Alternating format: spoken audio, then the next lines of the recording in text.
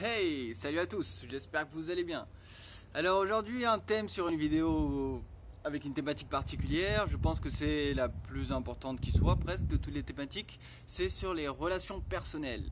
Alors je vais le mettre en avant par rapport à mon histoire, par rapport au voyage Facebook. Comme vous savez, j'ai beaucoup voyagé à travers des dizaines de familles.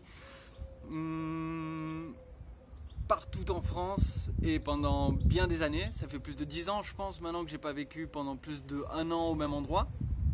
Donc c'est quelque chose de très particulier parce que j'ai quand même perçu des schémas, perçu des structures on va dire dans l'humain en moyenne qui sont assez prépondérantes on va dire. Donc je vise absolument personne en particulier, même si je vais vous raconter l'histoire d'ici en parallèle parce que ça sera un exemple magnifique.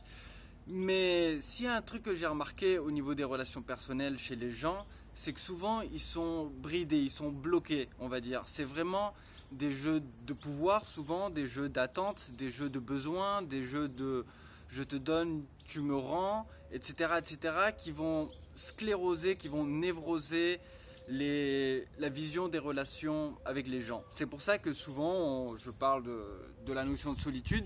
Dans toutes les familles chez lesquelles je suis allé, à un moment ou à un autre, c'est quand même un point important qui revient. Et ce rapport-là à la solitude dépend beaucoup de notre rapport au monde, aux gens et à nous-mêmes.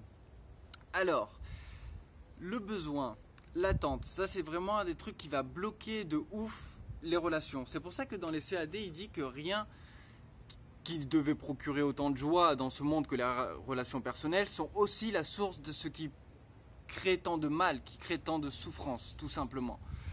C'est très important à percevoir parce que ça libère en un sens notre potentiel.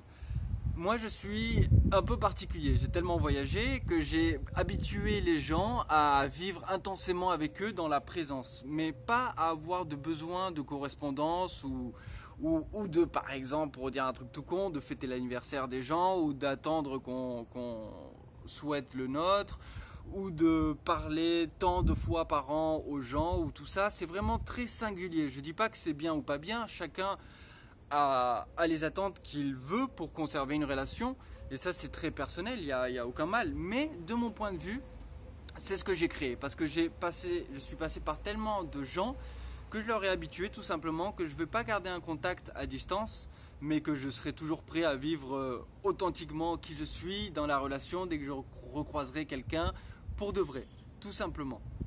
Donc pas pour l'histoire d'ici où j'étais venu chez une dame dans ce village et c'était pendant le confinement 2 ans en arrière et j'avais dû quitter l'endroit pendant le confinement, donc j'étais allé à la gare prendre le train pour continuer et là j'avais vu qu'il n'y avait pas de train, il y avait un monsieur qui promenait son chien, je lui avais demandé s'il savait si les trains allaient passer ou pas, il savait pas, du coup je lui avais demandé où est-ce que je pouvais camper là où les flics le verraient pas et tout ça.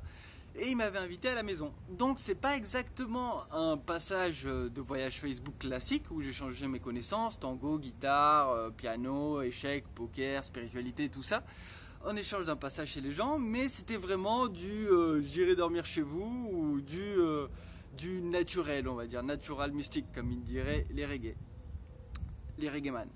Donc du coup, c'était quelque chose de très incroyable parce que j'étais passé ici j'étais resté 2 mois, c'était il y a 2 ans en arrière, et puis 1 mois de plus après le confinement, et ça avait été vraiment magistral. Puis j'avais vécu 1 an en écolieu, j'ai marché tout le pèlerinage de Saint-Jacques-de-Compostelle côté Espagne, je suis allé voir des potes sur Montpellier, j'ai continué un peu mon voyage Facebook, et j'étais revenu ici 2 ans plus tard. Donc le monsieur me répondait pas quand je lui avais demandé si je pouvais repasser. Et comme il était assez âgé, j'avais eu peur qu'il lui soit arrivé quelque chose ou voilà. Donc je suis quand même venu voir directement.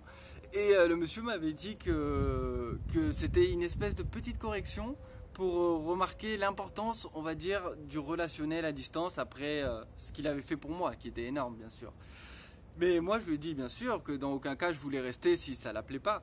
Mais quand il a ensuite compris mon rapport à la vie, tout simplement, aux relations, il a pris naturellement très bien et maintenant je sais que je peux rester autant de temps que je veux. Et ça c'est quelque chose que je remercie infiniment. D'autant plus que je vous avais dit par rapport au voyage Facebook que maintenant je cherche un endroit où je puisse me caler un peu plus pour travailler vraiment mes trucs à fond. C'était un peu l'idée de l'écolieu quoi, rester dans un endroit un peu plus longtemps, comme j'avais fait presque 1 an dans l'endroit. Et c'était vraiment chouette. Donc je vous invite à observer à quel point on est quand même créateur de sa vie. Et même si chacun on a des standards différents, à quel point on peut vraiment aller vers ce qu'on veut. Donc le fait de se rendre compte que choisir son authenticité, être qui on est, même si ça ne correspond pas à celui des autres, puisque si ça correspondait à celui des autres, j'aurais dû garder un contact permanent, on va dire, avec tous ceux chez qui je suis passé, juste par le fait leur manière à eux de percevoir le remerciement. Mais comme je peux pas, tout simplement, ça me fait penser, je sais pas, à tous ces gens qui ont dû parler à des foules entières et qui peuvent tout simplement pas garder le contact avec tout un chacun, à quel point ça peut être naturel, à quel point ça peut être sain de garder tout simplement le côté qui on est, continuer à tendre vers ça, et malgré les reproches des gens ou les visions déplacées ou tout ça, juste avoir foi en ce en quoi on croit et ce en quoi on crée. Et ça a donné cet exemple-ci, qui est vraiment magnifique. Et du coup, il y a un truc vraiment sur les relations qui revient tout le temps, qui bloque, c'est ce besoin-là, justement. Ce besoin d'arriver à apprendre quelque chose chez l'autre, à avoir un retour. C'est pour ça que dans les CAD, ils nous invitent vraiment à comprendre les relations personnelles comme une occasion de pouvoir offrir. Offrir ce que vous avez, offrir ce que vous êtes. Du moment que vous l'offrez, c'est que vous l'avez. Même si c'est, admettons, de l'argent, c'est-à-dire que vous avez cette richesse, vous avez cette puissance. Si c'est de l'humour, vous avez cet état d'être. Si c'est de l'amour, vous avez cette qualité. C'est pour ça que c'est très important de voir la relation comme quelque chose qu'on peut apporter. Et en ce sens-là, une fois que vous sentez que vous ne pouvez plus apporter assez pour quelqu'un ou que vous pouvez apporter bien plus ailleurs, rien ne vous empêche de continuer votre vie et de ne pas être dépendant, on va dire, des relations. Et une fois que vous le vivez ainsi, à mon sens, la solitude devient jouissive, devient une autre forme de relation avec l'univers, avec soi-même, que l'on transpose plus tard avec les relations personnelles du monde entier, avec les gens, tout simplement. Donc c'est quelque chose de très important à mon sens à voir, vraiment penser à ce que vous pouvez offrir à l'intérieur. Une petite anecdote intéressante, c'était par exemple au lycée, au collège, j'avais souvent tendance à oublier, et ça je pense vraiment que c'était inconsciemment, parce que sinon j'oublie pas vraiment grand chose, tout ce qui était trousse pour avoir des stylos et tout ça, et tout ce qui était feuilles de papier. Et au lycée, c'était vraiment incroyable de devoir demander ça souvent en début de cours, ça faisait une petite adrénaline. Et en même temps, on voyait que ça finissait toujours bien. L'univers offre toujours ce qu'on a besoin, ce qu'on attend, ce qu'on demande. Et en plus, ça forçait, en un sens, la relation à se créer. La personne avait déjà l'opportunité, tout simplement, d'offrir, de prêter un crayon, d'offrir du papier pour pouvoir écrire et tout ça. Quand j'oubliais les cahiers, les classeurs ou tout ça.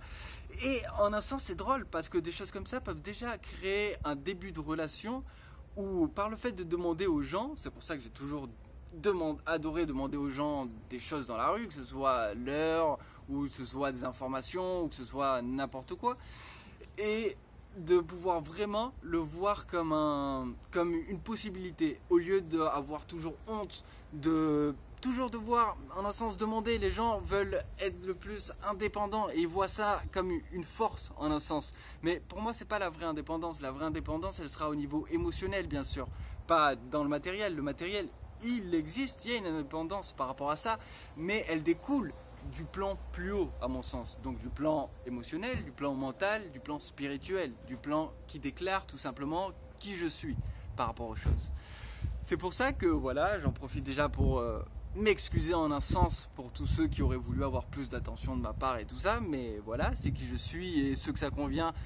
La route, les chemins m'ont montré qu'il y a l'infinité quasiment, bien sûr c'est une image de relation à créer, donc on ne doit pas correspondre aux attentes des autres, mais juste créer nos propres vibrations, et ensuite vous n'aurez plus absolument peur de perdre des relations, car vous ne pouvez rien perdre de ce que vous n'êtes pas, tout simplement. Donc à la place, vous créerez ce que vous êtes. C'est pour ça que chez les gens chez qui j'allais, qui étaient souvent axés spiritualité, et bien du coup il y avait un peu ce sentiment de solitude par rapport au fait qu'ils viennent d'un monde un peu perché, donc ils ont du mal à aller vers l'extérieur, d'autant plus s'il y a quelques attentes ou quelques peurs par rapport aux perceptions que les gens auront sur eux et tout ça.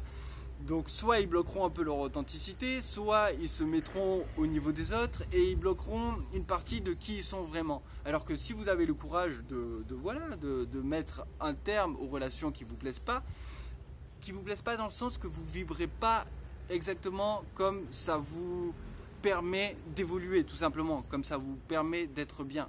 Et bien, en ce sens, il vous reste plus qu'à avoir le courage, comme il dit, ne pas décider, c'est décider, de aller créer les choses ailleurs encore et encore. Donc maintenant que j'ai trouvé un endroit où être longtemps, il a dit que je pouvais rester à l'infini et c'est vraiment un endroit parfait, à 1 minute de la mer, avec des toilettes à l'intérieur de la maison, mais par une petite porte qui envoie que sur cette salle, avec un tuyau d'arrosage pour pouvoir me doucher à l'eau froide, continuer l'entraînement et tout, même si j'ai la mer à côté. Maintenant mon but c'est quand même d'avoir un bon frigo que je pourrais m'entraîner dans vraiment des bonnes températures et très proche de là où je reviens pour méditer, tout simplement. Et du coup, c'est important, vraiment, vraiment, à mon sens, que vous perceviez qu'est-ce que vous désirez dans les relations, qu'est-ce que vous espérez des relations pour pouvoir mieux faire les choix et pas se laisser simplement pousser au gré des vents. J'en profite aussi pour remercier tous ceux qui m'ont proposé un passage par rapport au voyage Facebook et tout ça, même si je pense que je ne vais pas bouger d'ici quelques temps au moins, surtout que je commence à donner des cours particuliers de plusieurs choses différentes. Je vous montrerai le papier sur un post tout simplement pour en rire et pour vous permettre d'observer différents types de vie tout simplement qui sont proposables, différents types de passions tout simplement qui peuvent se vivre.